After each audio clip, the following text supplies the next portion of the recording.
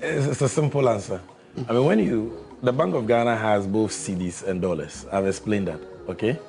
And so if the Bank of Ghana invests dollars in any instrument with their bankers, the returns on that is a gain, okay? But when in preparing their financial statements, they are not only looking at returns, they are looking at the par value of that investment from one period to another period. So they are revaluing it. And so if at one point, say December 2024, in revaluing it, they had in revaluing that same investment, they had to use an exchange rate of 14.75 to $1. And in December 2025, they have to use 10.45. There is an exchange rate difference that will lead to a loss. And if that investment is realized, then that will hit their P&L. If it is unrealized, it means the loss has not actually been incurred. It exists only in their books. That is unrealized, and that goes to your other operating income. So this is elementary accounting. There's another one. This says, the Bank of Ghana's own statement, this is coming from Kweku, says, good morning. The Bank of Ghana's own statement provides two figures, 15.63 billion and 19.32 billion. Good. Add the two, and you will get the total of 34+ billion. As what? So why blame Kojo upon Nkrumah? Hold on, as what? When they gave you 15.6 billion, did they just write the number? They told you what that number is.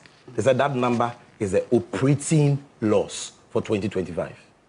And that is what you use in assessing the financial health or performance of every company. Because that is what is within the control of the management of that company.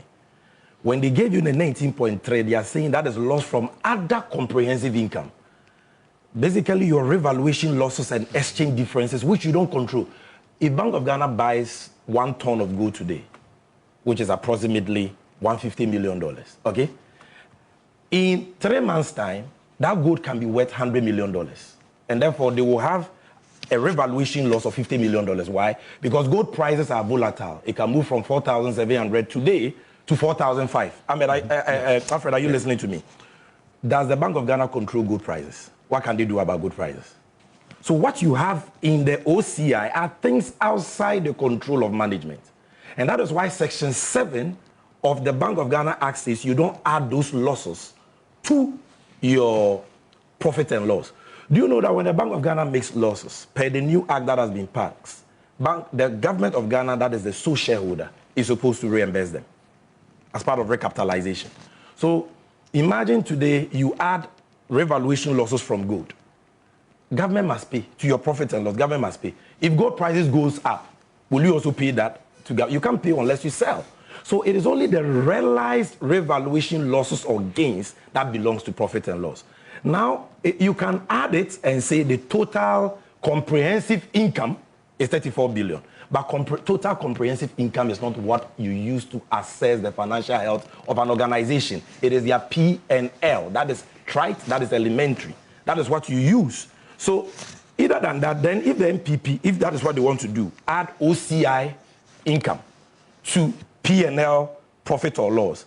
Then when they are talking about profits, the losses the Bank of Ghana made for 2024, 2023, 2022, then they should do the same thing. Okay. Because in 2024, other operating income, the other comprehensive income, the MPP, the BOG under the MPP 2024, they made profit of 4 billion. Why? Because the cedi depreciated. Okay. So all their foreign denominated assets gain in value. But in the P&L, the loss is 9.4. And when the MPP in their press conference were talking about loss for 2024, they said 9.4. They didn't add other comprehensive income of profit of 4 billion to it to get a net of 5 billion. You get my point? So why is it that in the case of 2025, you're doing an addition? There are two different things. If you want to talk about profit and loss, talk about profit and loss. If you want to talk about other comprehensive income, talk about other comprehensive income. If you want to talk about total comprehensive income, talk about total comprehensive income. But in all this, what is used to assess performance is the profit and loss. And that is what they were comparing. Because the 60.8 billion for 2022 loss was profit and loss, P&L, not other comprehensive income. Okay. The 13 billion for 2023 is profit and loss, not other comprehensive income.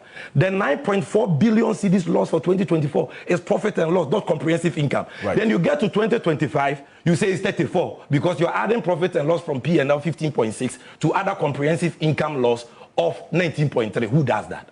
Well, Mr. Bentil, this particular issue is one that you have been consistent about the decision by the bank to sell some of its gold. But before that, what Sammy Gyamfi has been talking about, well, much of the morning. Can I deal with that sale of gold matter? Then I can leave your panelist. I'll come to that. Look at this. This should be what has been the outcome. In fact, this is what has been the outcome of the Bank of Ghana's economic cost in 2025. These indicators. But for that, we would have been at a worse place than we are now. Oh. If we were at a worse place, that would be an indictment on the government. Okay, government is supposed to manage the affairs of the nation for the greater good of the most people. All right, so some people would go down, some people would go up, but you are supposed to work for the greater good of the most people, and you're a manager. Now, I don't run defense for the previous government when it comes to how they manage the economy. I think it was abysmal, okay, but all of us here are lawyers. We say there are matters of fact and then there are matters of law. In ordinary language, there is what actually happened and then there is the explanation for it. Okay. What has happened now is that the economy is better. I don't have those arguments. Question, how did it happen? The three people say, you understand? And honestly, I have on many occasions said we're in a better place. My only problem with Sammy and his colleagues is their tone, okay, and sometimes the way they politicize these things. They say when the frog dies, you see its length, all right? I'm saying these things because, you see, when you talk about things like profit and loss, if you are accountant A and I am accountant B, we look at the same set of figures, we will arrive at different profit and loss figures, depending on how we approach it. So people say profit is an opinion. If you say you've made 10 cedis profit, it's your opinion. Somebody will come and read the same set of facts and conclude that you've made 2 cedis profit or you made a loss. Okay? Mm-hmm. Who feels it knows it. The extent of your management or the effect of your management is about how people feel today. My only problem, I've said it so many times, is what you are doing sustainable? You don't sell your house to buy food. When you are finished, where will you live? Is it sustainable? And I've made the point that today we are selling gold designed to make losses. Sammy has explained it at length. Okay, but I worry. Okay, and strategy is strategy. There are times you go to war and you know the battles you will lose, but you lose them because it helps you lose battles to win wars. So, again, when it's said and done, imagine this. Imagine the next MPP government comes into office. They will clearly scrutinize all the things that Sammy has said. They will not be saying what Sammy is saying and explaining the facts the way Sammy is explaining now. So I think we should tone down the politics when it comes to things like, economic and energy. It's just that maybe it is not possible. So we need to appreciate the fact, okay, that if what you are doing is not sustainable, we should be careful. Trading gold designed to make losses. I mean, I've heard Sammy, they are going to move from the gun rap is coming in and all those other things. That's what I'm looking for, okay? So sustainability, okay? Then you have this issue of the gold thing that, was sold and those things, which we've been talking about. Yes. And you brought the message that Pandit says he was. I said, I've been ready since then, though. I keep looking I will take you. No. It's not about me going. He says I should come, and I'm like, okay, come explain it to me. Because there's nothing to explain. Fact, you sold the gold. Fact, you came to meet that gold. Fact, today we see that money, which everybody said, oh, we converted from gold reserves to dollar reserves. That money is in your P&L more or less. and essentially is helping to reduce the volume of losses that you make. See, governance is hard. So when you make your decisions, I really don't argue with them. I stated facts. My problem was that after you sold the gold, shortly after, we had a higher price of gold. So I'm saying, even though you bought it, let's say, at 10 cedis, and you sold it at 15 cedis, shortly after you sold it, the gold price went to 20 cedis. And then it dropped back to, let's say, 12 cedis. There is what we call nominal profit. There's potential profit. I'm saying, if you wanted to sell gold, all the analysts were saying is going in a certain direction. If you had waited a bit, would have gotten 1 billion more. Now you say, oh, I made a profit because I sold it for more than I bought it for. That is nominal profit. You could have made a higher potential profit. Okay? And yes, the gold price dropped, but it dropped to a point which is higher still than what you bought it for. And the final thing is that that gold was meant for reserves. You said you sold it because you wanted to rebalance our reserve portfolio. But it ended up in your P&L and it reduced your losses. Question, is that sustainable? If we end up with the same situation next time, would you have 18 tons of gold to sell? Okay, and I appreciate that you're saying you're cooling the economy and whatever it is. Many things cool the economy. And I've made the point. The DDEP that we all hate, okay, took a lot of pressure out of the economy because millions in terms of debts that government should have paid, which this government would have inherited, was taken out of the system. So that DDEP is part of what has made this economy cooler. All right? That gold that you sold has helped make this economy today cooler. Okay, when it was launched, Sammy and Co. blasted it out for politics. It is politics. But you see, if tomorrow somebody comes and is slamming Sammy and doing whatever it is, there are things I would defend him on. Okay, but today he, for instance, is not sounding as magnanimous as he should sound concerning an Akwesewa of PMMC. Okay, and when my brother inherited PMMC, nobody respected that institution. Okay, but he built it to a point, okay, working with the government of the time, okay. Sammy took it over at a point where it was way healthy than when Nana Akwesi took it over.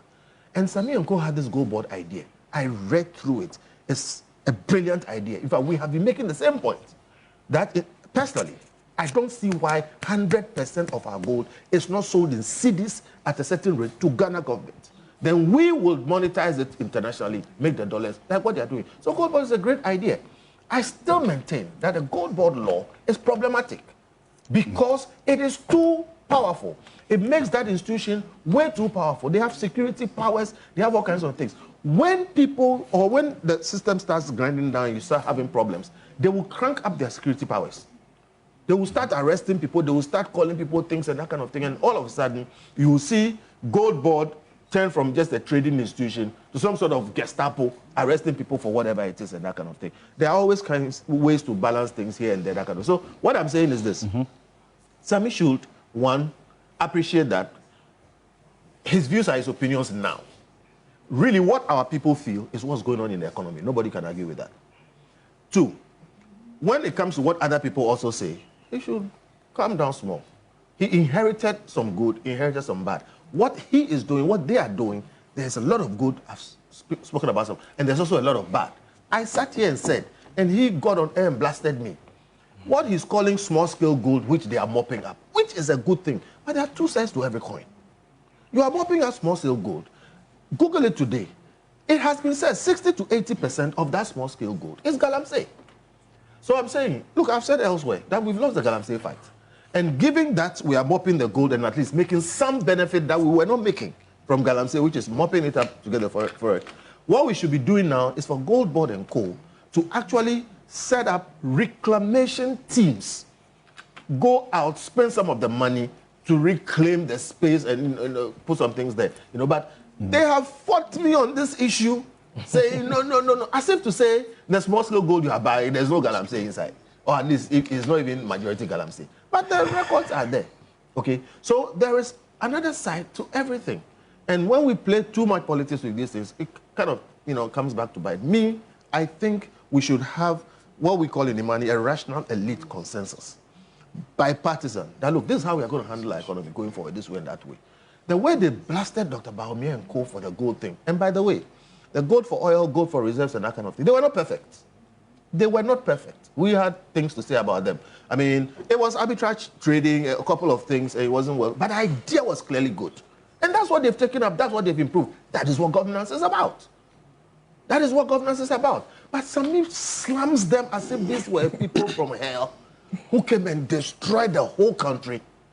What he inherited, if it was a destroyed country, he wouldn't be able to do in less than 2 years what he's able to do. Okay? And I hope that the next government that comes picks up from where Sammy left off, okay, and moves us into the next level. That's how we make development. In this country, we go forward and then we come back because everybody is slashing everybody. All right? So see, facts are sacred. Okay? Economy is better. But two, they have pumped in billions of dollars worth of gold money to make this economy stable. That's what I call Makala economics. When I say Makala economics, it's not sophisticated. If you can pump dollars into the economy, the city will stabilize. The people who had 30 tons of gold, if they sold all of it and pumped it into the economy, the city would have stabilized. It's about choices.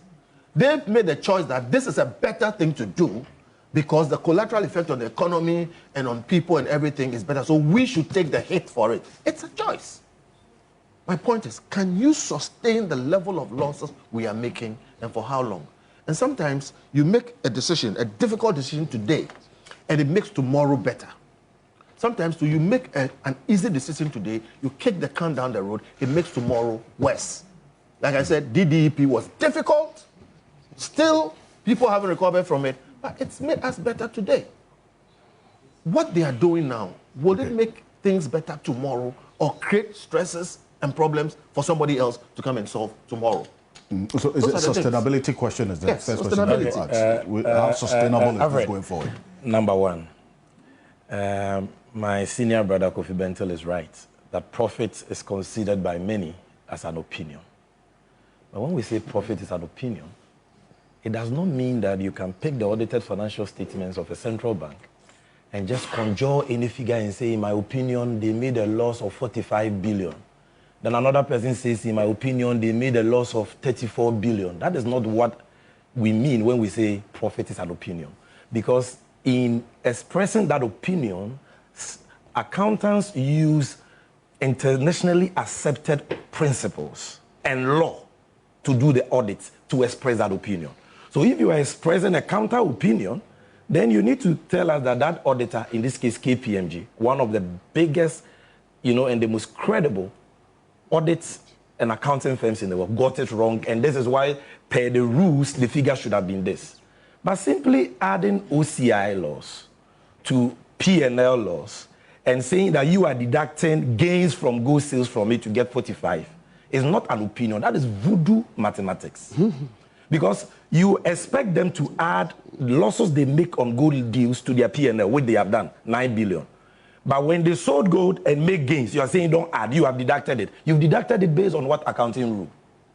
So when you say profit is an opinion, it doesn't mean that you can wake up from your bed and say somebody made profit or loss of 100 billion and you don't have any rules, any law, any basis for it. That's number one. Number two, also we try to get Maria one right now. Basinia, when your friends print over 44.5 billion cedis for the central government and you criticize them, we did. And a central government come and must mop up that excess liquidity to bring inflation from 23.8% to 3.4%, which saw a reduction in food prices by 32% according to Agra in 2025. And when the dollar in the retail market moves from 16 cedis to 11 cedis, interbank 14.75 to 10.45. And when you Enti, please, Number three, he says that yes, the economy is better. Thank you for acknowledging that the economy is better. But he says that, how did we achieve it and is that sustainable? Oh, yes, that is sustainable. Why? Because the loss you're talking about, number one, revaluation loss, 5.4 billion. Why? Because the cedi for 3 years, 2022 depreciation of 30%, 2023 depreciation of 27%, 2024 depreciation of 19%. So 3 years cumulative depreciation of 77%. Then in 2025, we correct that by appreciation of 41%. And that gives you revaluation loss on your P&L of 5.4. In 2026, we won't have that revaluation loss because the cedi in 2025 will not appreciate by 41%. The correction has already taken place from 14.75% to 10.45%, and now it's at 11. So the appreciation will not be 41% again, and therefore the Bank of Ghana will not suffer the same revaluation loss it suffered in 2025, in 2026. Again, it is sustainable because the excess liquidity has been mopped. And serialization costs, the interest they paid in getting that liquidity from the market, 16.7 billion. That's the open market they have brought operations. inflation down from 23.8% to 3.4%.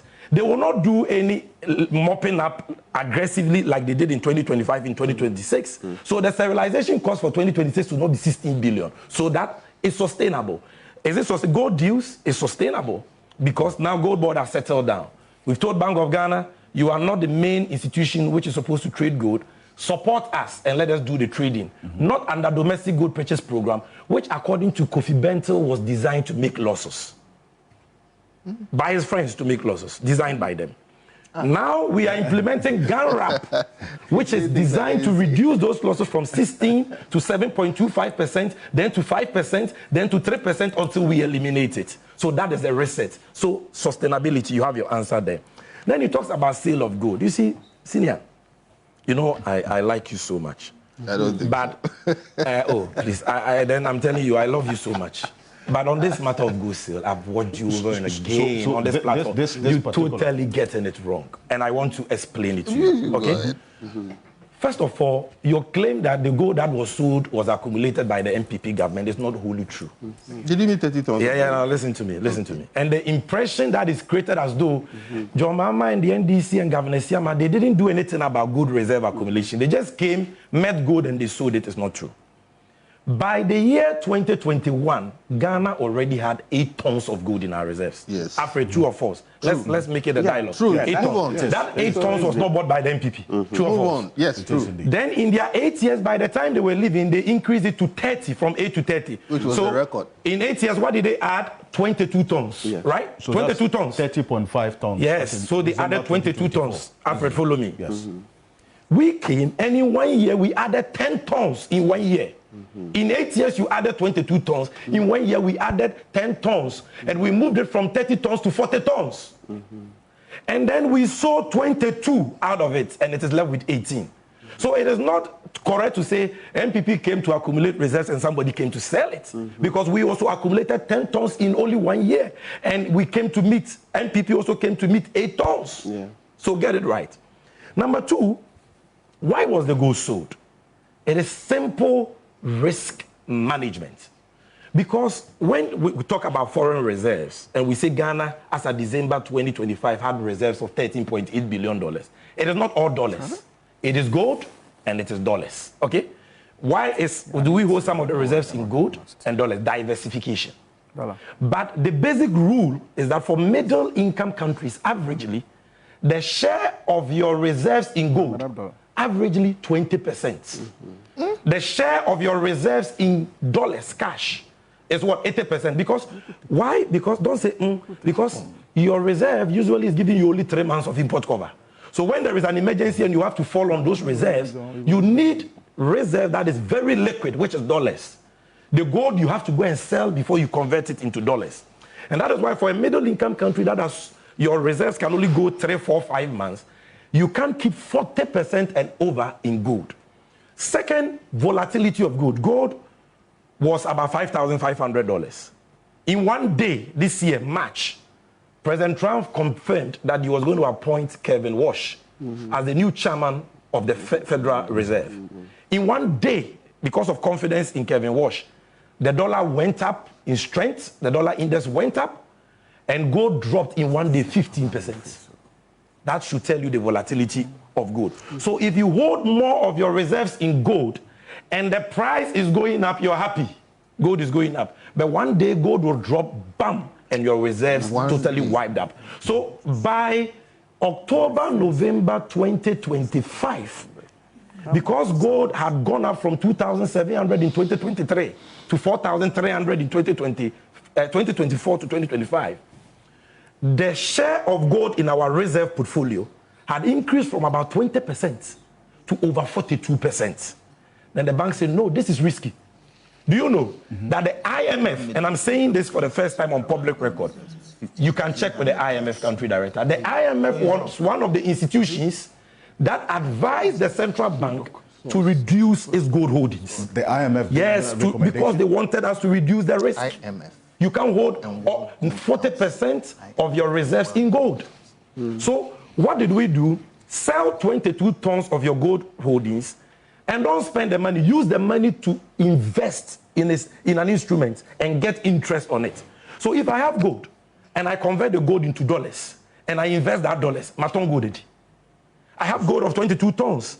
I convert it into dollars. Gold was going up. Hold on. No, you are wrong. I will show you gold was not going up. I'll show you. I trade gold, so I'll show you. Hold on. So that is risk management. Number two, in gold trading, we don't say that because gold is going up, if I have gold, we don't sell. That is wrong. I trade gold, so I'm your younger brother. Let me explain that to you. Gold. No, let me tell you why. Because gold is a proven safe haven asset, and the presumption is that it will always rise. And so if you want to follow the fact that gold will rise, you will never sell gold. You will worship gold like bosom. Because even if gold rises to $10,000 an ounce, it will rise again. So why sell it at 10,000? Somebody will say, why sell it at 10,000? It would have gone to 15,000, so why sell it at 10,000? When it gets to 15,000, somebody will say, gold would have risen, it would have gone up. So why sell it at 15,000? No. In trading gold, you buy low, and when the price goes high and you get a certain gain, you sell to realize the gain. And then you buy at that price that you sold again. So if I bought gold at $3,000, Alfred, are you listening to me? And the price goes to $4,000, I won't say that because it can go to $5,000, I won't sell it at $4,000. I will sell it at $4,000, realize the gain of $1,000 between $3,000 to $4,000 per ounce, and I will buy gold again at $4,000. So that when the price goes to 5,000, I still benefit again. So we buy gold continuously every day. You don't say that gold would have gone higher. So why did you have to sell? But it could have also come lower. And in fact, let me tell you this. In 2025, gold went up 65%. By November, the market was predicting that that surge, that bullish run, was going to be corrected, was going to be reversed. And that prediction was apt. The reason why the reversal didn't happen in January, February, March, because we woke up one day and Donald Trump went and arrested Maduro of Venezuela. Donald Trump declared that he wanted Greenland. And that tension was what drove gold up inorganically. And later on, when Iran war came and oil prices were going up and the dollar was strengthening, gold collapsed. So don't say that there wasn't grounds for the Bank of Ghana to sell. Again, they said, we've sold the gold to some people, and we are going behind to buy it, please. For the records, the gold was sold to Citibank of America. Citibank, you know them, you are well exposed, well traveled. Citibank, Canada. We sold it to BIS. We sold it to BIS, the Bank of International Settlements in Switzerland. Bank of International Settlements, Canada. Listen to me very well. And when we sold the gold, the dollars we got, he says that we didn't add it to reserve, we added it to profit and loss. Oh, you've deviated. Because when we sold the gold, the proceeds went back to reserves and invested. The gain is what is 9.5 billion, which is in profit and loss. You understand? So I bought gold at 3,000. I sold at 4,000. The gain I made, which is $1,000, will be in my P&L. But the 3,000 that I used to buy the gold, which I have now sold, is in my reserves and invested. In fact, including the gain or invested. You understand? Then they say that we are buying it back. The gold we sold is gone. Citibank, BIS, nobody's buying it back. But what are we doing? We are still buying gold from large-scale mining companies under GANRAP. Look, if the gold was in the reserve and we were worshipping it like an idol, we would have still bought gold at 4,007 today, true of us. Would we tell large-scale mining companies that we have gold in our reserve, so we are canceling our gold reserve accumulation program, we won't buy gold again? Even if gold goes to $20,000 an ounce, we will still buy gold. Because we are a gold producer, and we are deliberately using gold to build reserves. So at every time you buy gold, and the gold we are buying is not from those who we sold the gold to. We are buying it from small-scale miners, which we convert it into dollars, and we are buying it from large-scale miners, which we put in our reserves. So, number one, you are wrong. We didn't come to meet MPP accumulated gold reserves that we did nothing, we didn't add anything, and we sold. MPP came to meet 8 tons. In 8 years, they added only 22 tons. We, in only 1 year, added 10 tons. And you sold how many tons? And we sold 22 tons. You sold how much in 1 year? 22 tons. And that 22 tons... So you don't even know. The first time... Listen to me, Alfred, listen to me. The first time... Hold on. If you bring 10 and you sell 8, you have left 2. Hold on. Kofi, the first time the Bank of Ghana sold its gold, part of its gold reserve was December 2022. Were you in this country? They sold their gold to get liquidity because they didn't even have money to spend. December 2022, the Bank of Ghana was broke. It went into its reserve and sold gold for $140 million. You didn't even know. Into almost a ton gold, no? Listen to this. Alfred, listen to this. So it is a conversion of your reserve from gold into dollars. And then investing the dollars. Then you didn't sell it to Infichire Company. You sold it to Citibank of America and the Bank of International Settlements. And the money you got is invested. And you are still buying gold at every price. So if gold should go to 10,000, we will not lose because we are still buying gold and we will get that appreciation. Nobody buys gold and worships it like an idol because gold is presumed to always go up. Then you will never sell any gold you buy. Okay. So let's understand the thing about you came and met gold and you've sold it. Look, if we are interested in keeping gold in our vaults and worshipping it as an idol. Nobody has said that too. I alone, without the Bank of Ghana, in 2 months, March, April, I didn't ship gold. Do you know the gold I had in my vault? 15 tons of gold. Just 2 months. But the central bank says we want this gold rather in dollars. Because we'll be pesika kofa nyema, money gold, we money dollars. Okay. So for a middle income country, liquidity, what is most liquid is dollars. Gold is secondary. Also because of the volatility. You understand? So people are just misinforming Ghanaians. I'll come to you. But it's not like that. I'll bring you in here and kindly brief position for me so that it will be clearer and better for you. No, I'll come to you. No. So the reference is to what the Bank of Ghana inherited in terms of the state of the economy and what it has had to do to get the indicators trending the right direction. And that's what Sammy Gyamfi has been referring to as the reason for the loss that the Bank of Ghana incurred in 2025, the economic cost of the decision to get us to this point. This was where we were in terms of the picture of the economy as of the end of 2024.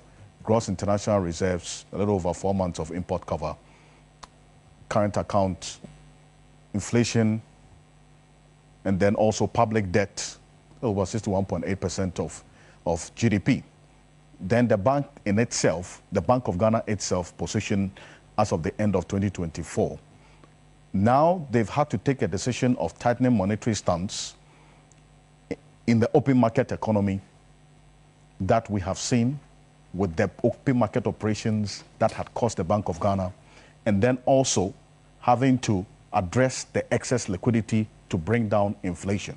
All of this came with a cost, which we are seeing on its books. You say that the sustainability is an issue to look at, and the fact that the figures trending towards statistics trending towards the right direction does not reflect in lives trending towards the right direction. Why is that? Well, good morning, and good morning to my colleagues and brothers in the studio.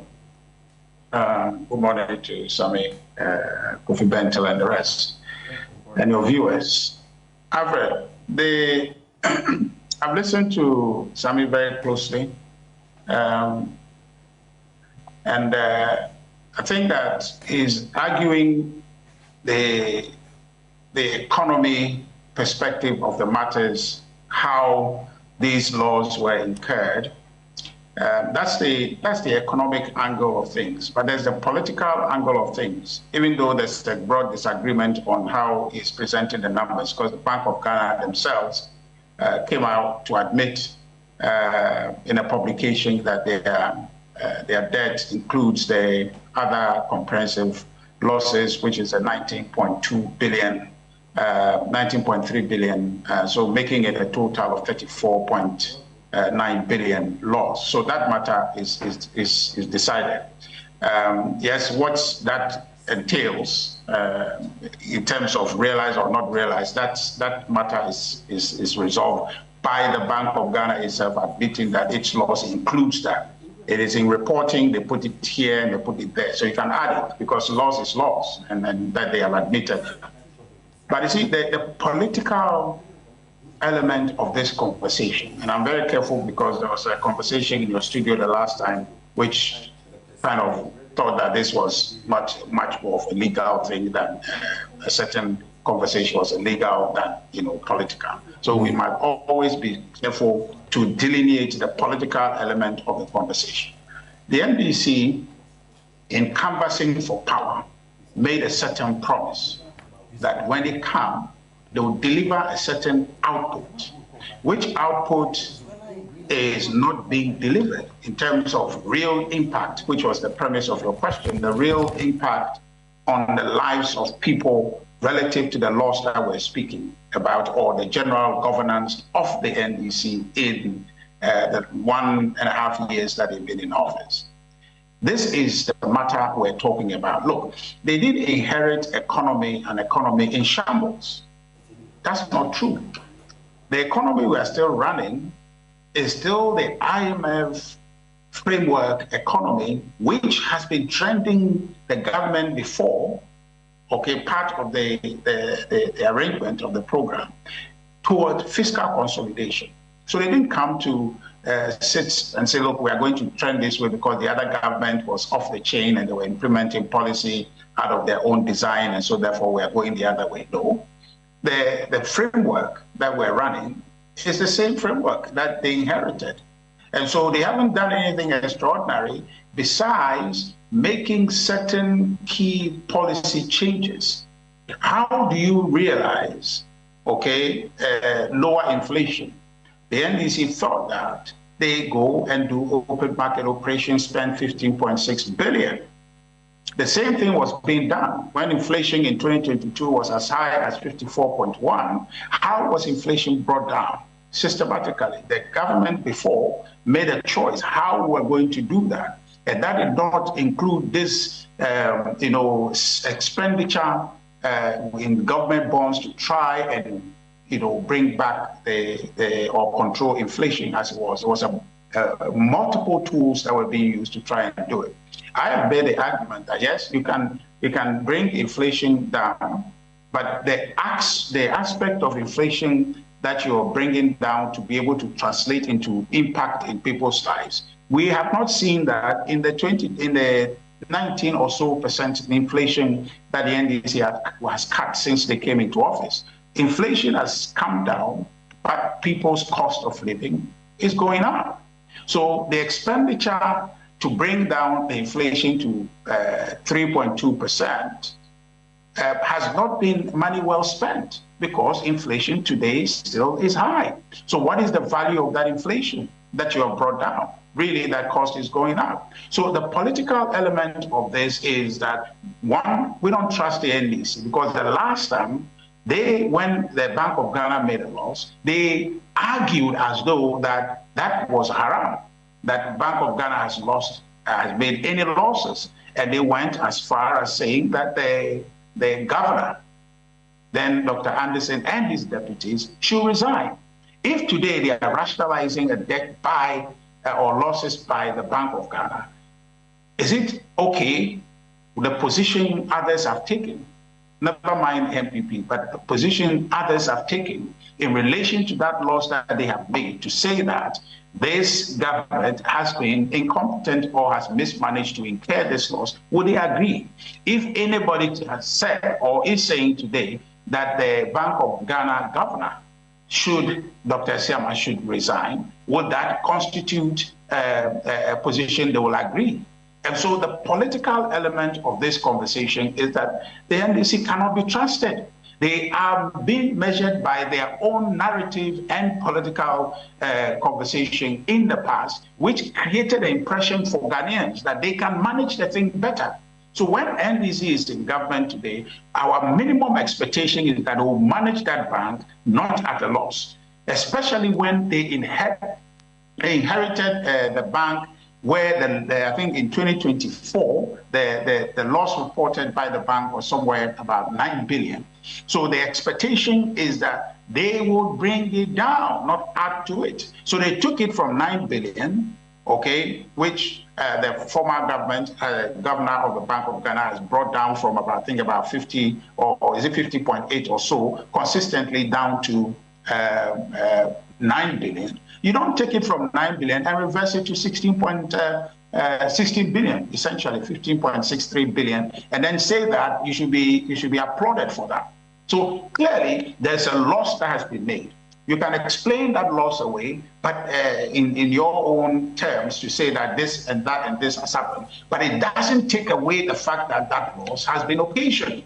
And that loss was occasioned on the back of your claim that you will manage the thing better. So today, if you put the two environments together, I promise I will do it. I know how to do it. The person who is managing the economy now can't manage it. And then you come to take it in the first year, not even the second year. First year, you took it that I can do better, and it was given to you. Then you take that economy and run it backward. You have not delivered. You have not performed. So when people are raising concerns about this, you don't come and moralize to us. You don't come and tell us as though that you know better than everybody, because the evidence on the ground suggests that you don't know how to manage the thing the way you said you do. So the loss we have seen now goes to the NDC's performance as evaluation to say that what you told us is not what you have delivered. So the NDC should take this and realize that they promised one thing and they delivered another, and what they have delivered to Ghanaians is not acceptable. It is not the forward delivery that they promised us. It's a backward delivery, and so that's the point. So you can explain and go up and down, but the truth is that what you promised, you have not delivered. And if you have not delivered what you promised you would do, then you have failed. No, if you say they've run the economy backwards, what do you mean? Yeah, I'm talking about the bank. The bank loss that we had, okay, in 2024, vis-a-vis 2025. If you see the performance of the bank in 2024 vis-a-vis 2025, we had gone back in terms of increasing the debt. Okay, so this debt trajectory from you referenced is 2022, and I'll come to you. Yes, sorry? 2022, you said in terms of the debt, 2022 over 60.8 billion. 60.8, yes. 2023, it reduced to over 10.5 billion. 2024, almost over 9.4 billion, about 9.49 billion. And then 2025, we're talking about the 15.6 billion. So, no, the Bank of Ghana, there's the admission statement, which I can just read it to you on my drawing line, says that they admit the 19.3. Added to that, their debt is at 34.9 billion. No, and we make the argument, and Sammy can disagree, which is fine, that the additional 9 billion added to make it 44 billion is not operating profit as it's were in the true sense. So therefore, we add that in absence of that, this will be your true debt. So we maintain 44 billion. He can say what he wants to say, but we are saying that you said when you come, there'll be zero debt. You can manage the place. The place will not be a crime scene. But today you have come, it's more a crime scene than it was in 2024.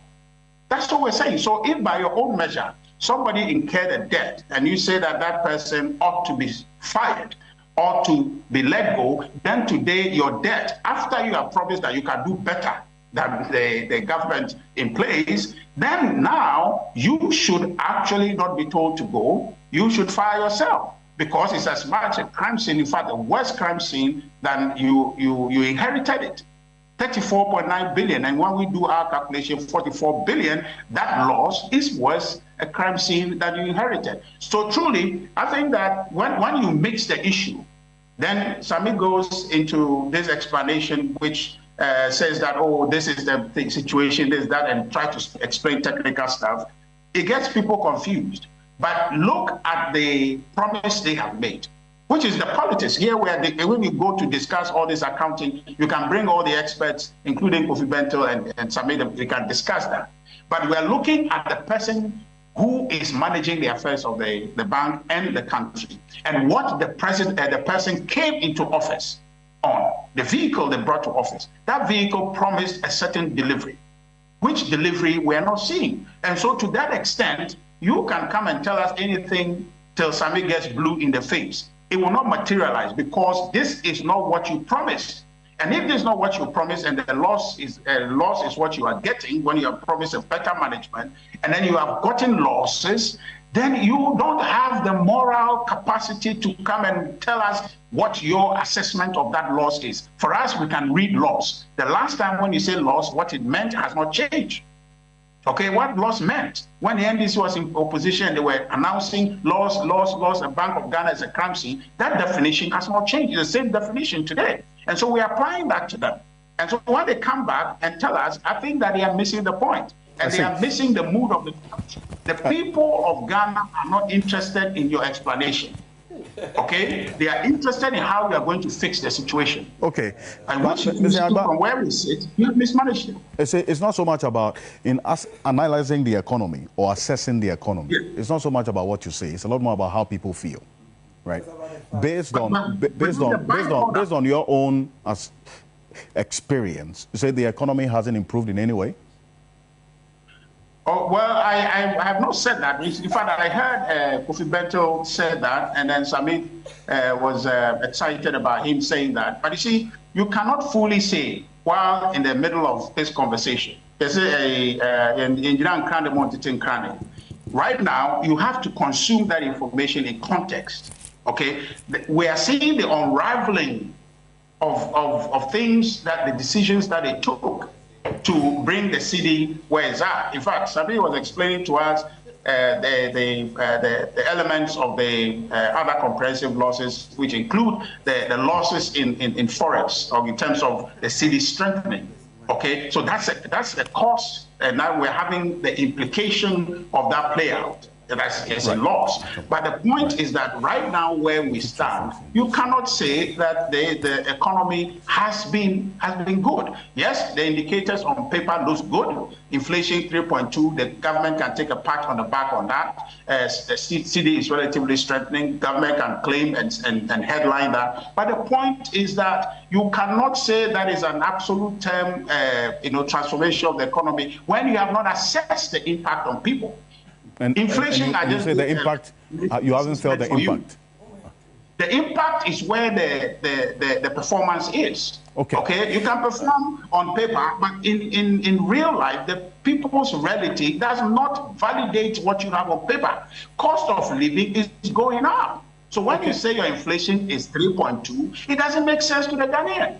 When you say that the cedi-dollar relationship is strengthening in favor of the city, and cost of living is going up, and spare parts cost is going up, and commercial transport owners want to increase price, and government is forcing them don't.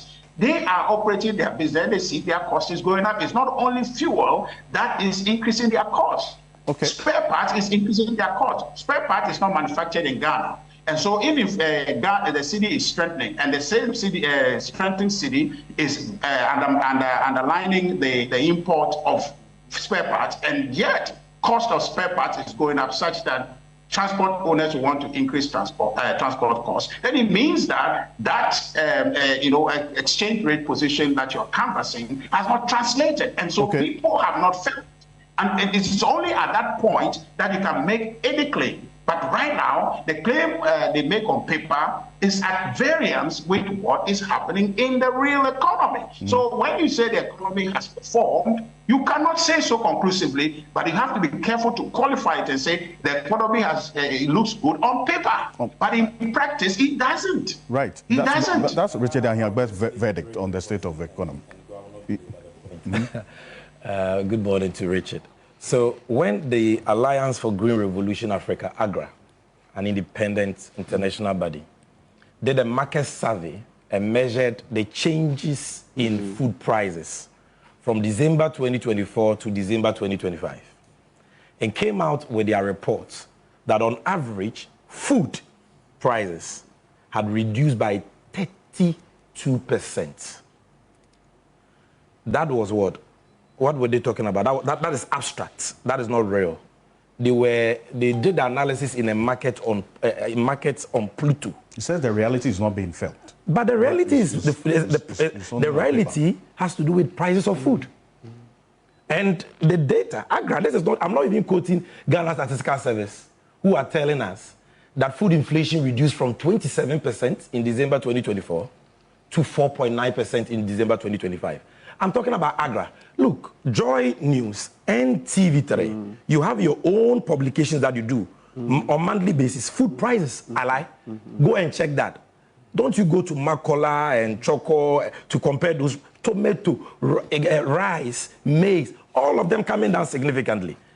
And this man who is living in his own bubble, okay, he says the only reality doesn't Alice reflect, in Wonderland. His reality doesn't reflect what you're talking about. Then maybe we don't know what his reality is, okay? The man who needed 16 Ghana cedis to get $1 to go and import spare parts, today he needs 11 cedis, maximum 12 cedis to get $1 to import that same spare parts. And you are saying it is not reflecting in his reality. What is your understanding of reality? Put that aside. And he says, oh, politics. He is not able to even discuss or impugn the analysis I have done of the BOG audited financial statement. All he's saying is that once upon a time, the BOG made losses. And Sammy Gyamfi and his friends said the BOG was a crime scene. Sammy Gyamfi and his friends said that Addison should resign, and we embarked on a demonstration. So today, if the BOG has made losses, then we cannot say something differently. Alfred, are you listening? If you are sitting in your car and somebody comes to knock the bumper of your car and you get an accident, is it the same as you going to drink excessive alcohol and driving recklessly and crashing your car? In the two cases, there is a car accident, there is a car crash. But are the two the same? No. In your case, we made politics out of it and we demonstrate, rightly so. Why? Because you made a loss of 60.8 billion. Not because the CD appreciated. No, the CD depreciated by 30% and inflation was 54%.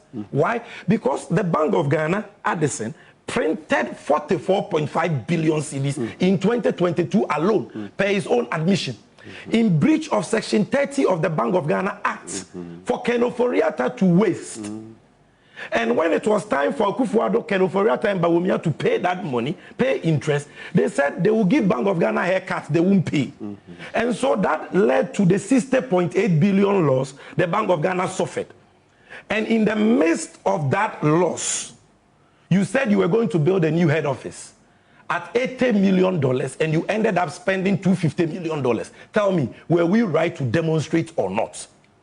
In the case of 2025 under Johnson Esiama, Dr. Johnson Esiama, has he and his deputies and his team, that wonderful team of national heroes, patriotic, diligent minds, have they printed even one CD for Atufosen and John Mahama to spend? They've not printed any money.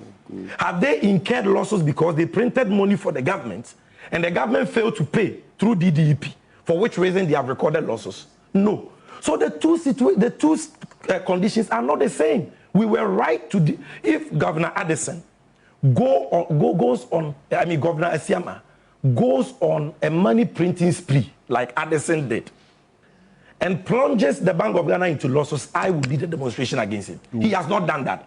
He has only incurred 15.6 billion operating loss because he has been so effective in discharging his responsibility. The CD appreciated, and because the CD appreciated, his dollar-denominated assets lost value, 5.4 billion. He's been so effective in mopping up excessive liquidity to bring down demand pool inflation. On overall headline inflation from 23.8% to 3.4%, and therefore incur sterilization cost of 16 billion. That is not something to demonstrate about or to attack him about. Then finally, he says that the bank was doing well and we have taken the bank back. Okay. You were doing well because in your other operating income, as I showed with the data, Do you know that the Bank of Ghana under the MPP 2024, they made profit of 4 billion because the CD depreciated and Ghanaians suffered. Which you mentioned in earlier. the PNL, they made another profit from CD depreciation of 2.1 billion. In the OCI was 10.5 billion. In the profit and loss, they made profit because of the depreciation 2.1 billion. We have made a loss on the profit and loss 5.4 billion because of the CD appreciation. And only Ghanaians will judge. You see, at the end of the day, it is about what Ghanaians are feeling. You see the reason why the noise they are making, they can't even bother to their press conference, they did it on the Sunday, media for Kranko. They can't do a demonstration. Ghanaians don't care about what they are saying. Okay. Because the Ghana man who is changing dollars every day to buy CDs every day to buy dollars for imports, the one who is buying fuel, appreciate the work that the Dr. Johnson Esiama-led Bank of Ghana, the Atoforsen-led Ministry of Finance, and the Mahama-led government has achieved for this country. And facts let me just put on are sacrosanct. I think I've taken too much of the time of the normal. He ceded some of his time to you. So, Council, Senior Martin, you gave me some part of your time. God bless you for that. It's good. So I want to thank you very much. Indeed. I know that Mr. Bentil will no longer talk about goods sales again. I have promised to take him to the governor of the central bank for further and better particulars. What he's saying, you got it wrong. I don't think he meant ill or evil, but it was lack of information. I think that now that he has the information, he will not that go matter about is not settled. attacking the BOG again. It is not settled. Thank you very much. It's not about whether they should or should not. Okay. Like I said, it's choices. Oh, you didn't want us to say. When you make the choice, you stand with it. You sit with it. We should worship the gold. No, nobody says that. When you buy gold and you get a gain, you realize the reason for getting gold is to trade it.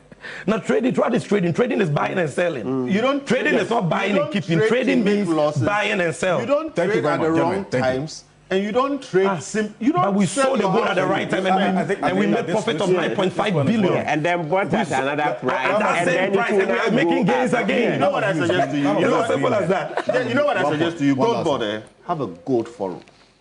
And don't just put people there who will sing your praises. If you like, lock the door, put the media people out. Let's think through how to make sense. I will consider this seriously. Of our gold as a country. I will consider it seriously. A bipartisan approach. And I may consider as such for making you one of the speakers. It's not about that, but really, there are. But I think that we should do better for the sake of the integrity of the central bank. I think that now that the facts are clear, and because you are a personality with huge following, it's important to correct some of the things you said. Because I used to watch you when you were here, saying they sold the gold and now they are going back to buy it at a higher price. Oh, that you got it wrong. Sammy, you said a lot. So it is only honorable to say that I got it wrong. So you I didn't have the information. We sold it to Citibank of America I told you there are BIS. facts. See, you are here. Listen, there are facts, and then there's law or explanation. When you say you sold it to Citibank, you sold it to BIS, whatever. Yes. Listen. Governor Esiama doesn't own the gold. He occupies an office. Yeah. Now, in this country, we have right to information. It is yours to make the decisions. That's why we voted you into office. Okay? But if you do something on behalf of the people, okay, put the information outside. That's why I put the information out. No, wait. You're not listening. And the BOG has even published FAQs. Sammy, cool down. Information is not what you say. Give us the documentation. Show that you sold this at this price to Citibank, okay? You sold this at this price to BIS. Yeah. It's not Sammy sitting down and saying it. And you facilitate the visit. But you can only found out here. So you don't worry. We'll settle it off. We will get to the information. So you said you facilitate. We'll get to the central bank. Thank you. We'll make it happen. We'll make it happen. Thank you very much. And let's donating my time. Yeah, it's good. Thank you very much. Thank you. Mr. Agba, in a minute, he wanted to make a point. No. Yeah. So Sammy. So now I think he's sober about the conversation, because when you go about it, you're talking about things that you have done without measuring it, because the essence of politics is to change or transform the lives of the people. He now realizes that it's a net loss for them, because politically what they promised they haven't delivered. But let me focus on what he said about the 2022 context of the loss. The loss we incurred in 2022 was in a crisis period. So the decisions, including the sale of gold to realize money and all of that to keep the economy going, is a different context that we were operating in. And so you cannot measure, okay, certain performance in a crisis period vis-a-vis a performance that has occurred in a stabilized environment. Okay. They inherited a stable economy. And in a stable economy, you make these losses. It is not the same thing. Okay? So that one must be made very clear. There's a reference to a statement that you made, yes, which the central bank in the statement as published, and this is what we're going to round up with because there are other issues we'll deal with. So what were the financial results? This is what you referenced earlier, that they had admitted that there was a loss more than the 15.6. But they categorized those two figures with specific context. And I think that it's just worth it that we put the issues out there as it is. This is what the Bank of Ghana published. I'm just going to read it briefly. Okay, so before I conclude. The bank reported an operating loss of 15.63 billion and other comprehensive income of 19.3 billion for 2025. The operating loss is primarily driven by, and they give the two components that drove the operating losses. But they did not add the two to arrive at a particular figure as you put out. Those two... Okay, I'm not sure what you're reading. I'm just referencing the statement as you referenced as well. Because on the face of it, it doesn't do that addition that you talked about. I just wanted to put that. They can even do the addition. But when you do the addition, that is your total comprehensive income. It is not your operating profit or loss. I think the operating loss is specifically that is the stated. differentiation. And the operating profit or loss is what matters, not the total comprehensive income. I just wanted to... So that's some 90 minutes on top of the hour. Sammy Gyamfi is... Yes. So you let Sammy take the time because he's a special man. Listen, when it comes to BOG, OMO is one of the tools in their arsenal. Okay? But we all must appreciate that open market operations are not a durable tool. They will always be used. I always say it's like blood transfusion. Okay? Transforming the economy is what stabilizes it durably over the long term. Having met a situation like this, it's okay to do what you've done. But my urge to them is see how we move now from this taxation to the productivity that the previous government talked about but didn't do, and get to a point where, so it's like, no, you said that too fast. I mean, you said so many things. You said the previous government spoke about what and didn't do. Let me emphasize that. You are doing your taxation to production. Let him. Trying to communicate to them. No. You said something very important. I wanted you to repeat that. I know what you're doing. Please. From taxation to production. Yes. If you want to stabilize an economy, think about it like somebody who is sick. The person needs blood. The solution is better diet and doing things that your body generates the blood you need. But in the meantime, you give the person a blood transfusion. Open market operations, sterilization, pooling money and that kind of, it's like blood transfusion. That's why we get these losses, etc. What we need to do is move from a place where the person can by themselves do, or their body can build the blood. That's what we need our government to do. If you have done the stabilization, it is not equal to transformation. This economy has been stabilized. It is not transformed. But we are just one year, 4 months in office. So the losses, we should transform an economy. No, I'm not in saying, 1 month, 4 months, Sammy, 1 year, 4 months. I'm not interested in your politics. I said you've used the 1 year and so many months to stabilize. That's a good headline. Move from there. Very good headline. And stop this business and go now into the transformation. We need a code so that we stop these losses, because these losses are not sustainable. Tell your producers we need a code. Now, we're going to go for this quick break. We'll go back to just one sentence. Just economics point of view. Just one sentence. Alfred, you cannot have a central bank without open market operations. Nobody says that. That is his core mandate for managing money supply. You can't have a central bank without. We'll be back shortly after. Cannot be underestimated.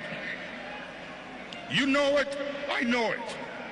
They've been in existence for a long time and have been changing their names up till this day.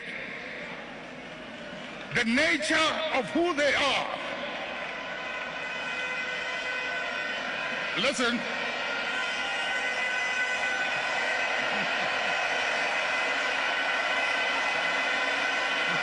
Munjir, the nature of who they are, what they are, where they've come from, is something they are happy with, and they will be there for a long time.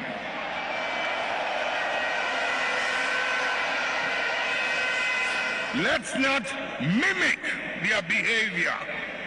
Let us reach into the principles and the values that emerged out of the circumstances that gave birth to us. And if we can hold onto those principles and those values, we will move way into the future and no one can ever defeat us.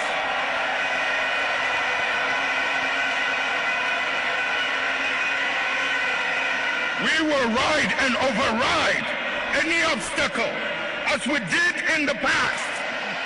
The NPP cannot be underestimated. You know it, I know it. They've been in existence for a long time and have been changing their names up till this day. The nature of who they are. Listen.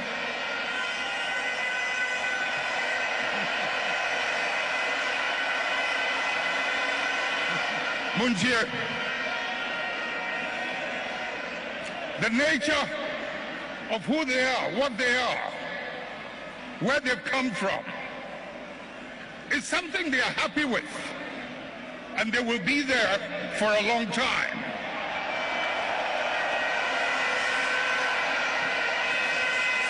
Let's not mimic their behavior. Let us reach into the principles and the values that emerged out of the circumstances that gave birth to us. And if we can hold onto those principles and those values, we will move way into the future and no one can ever defeat us.